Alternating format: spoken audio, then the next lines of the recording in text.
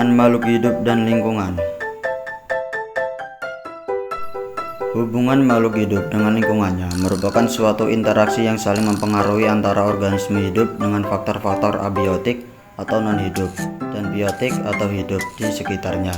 Sederhananya, setiap makhluk hidup tidak dapat hidup sendiri dan selalu membutuhkan lingkungan untuk memenuhi kebutuhan hidupnya.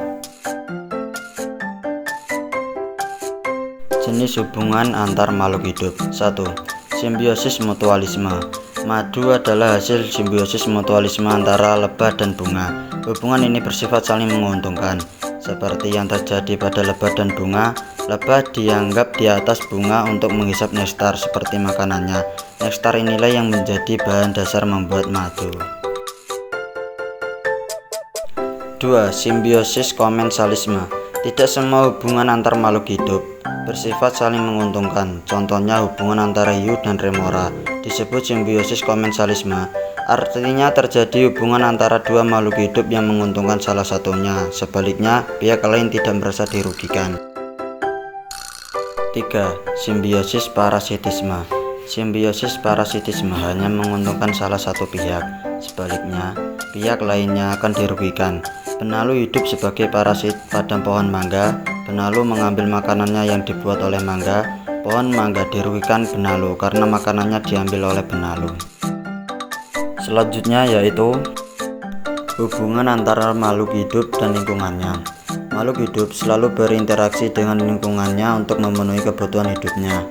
Lingkungan menyediakan sumber daya seperti makanan, air, udara, dan tempat tinggal yang diperlukan untuk kelangsungan hidup. 1. Ekosistem sawah. Ekosistem sawah adalah ekosistem buatan yang dikelola oleh manusia untuk kegiatan pertanian, khususnya penanaman padi. Di ekosistem ini, komponen biotik terdiri dari berbagai makhluk hidup seperti tanaman padi atau produsen utama, serangga pemakan padi atau konsumen primer, tikus, ular, dan burung konsumen sekunder dan tersier. Ekosistem sawah sangat bergantung pada interferensi manusia untuk mempertahankan keseimbangannya, seperti pengaturan air, irigasi, pengendalian hama, dan pemberian pupuk. Namun penggunaan pestisida yang berlebihan dapat mengganggu keseimbangan ekosistem ini dengan membunuh organisme non-hama yang juga berperan penting. Keberlanjutan ekosistem sawah bergantung pada pengelolaan yang bijak agar tetap mendukung hasil panen pada sekaligus menjaga kelestarian makhluk hidup dan lain di dalamnya. 3. Ekosistem kebun. Ekosistem kebun merupakan ekosistem buatan yang biasanya dikelola untuk menanam berbagai jenis tanaman hortikultura seperti buah-buahan, sayuran, dan tanaman hias.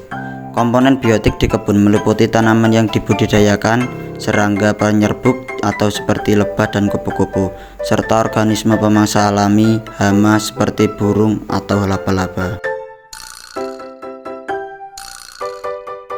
Contoh interaksi makhluk hidup dengan lingkungannya. 1. Kupu-kupu yang hinggap di atas bunga dan menghisap nektar sekaligus membantu penyerbukan bunga. 2. Cacing yang menggali tanah untuk mencari makanan dan membuat tanah menjadi lebih subur dan gembur.